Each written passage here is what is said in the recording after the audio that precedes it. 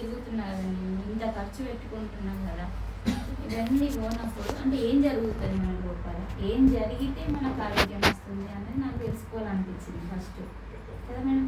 ఇదే కదా కావాల్సింది. అది తెలుసుకోవడానికి నేను వాళ్ళకి 3 గంటల టైం ఇచ్చిన. నేను తెలుసుకోవడానికి ఎంత టైం అని ఇస్తాను, కానీ ఏది గుడ్డిగా నమ్మి నేను చెయ్యను అని చెప్పి 3 గంటలు, రాత్రి 9 గంటలకి ధ్యానం దొరికింది నాకు, రాత్రి దొరికింది.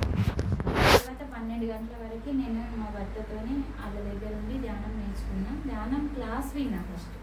ఎవరైనా సరే కొత్త వాళ్ళు మనం ధ్యానం చేయడం కంటే ముందు ధ్యానం యొక్క గొప్పతనం తెలుసుకోవాలి. ధ్యానం మన లోపల ఏం జరుగుతుంది, ఏమేం చేస్తుంది అంటే, ఇప్పుడు చూడండి, మనం ప్రతిరోజు ఏదన్నా మురికి కనవడంగానే ఇల్లు కడుగుతాం, తర్వాత మనం రోజు స్నానం చేస్తాం.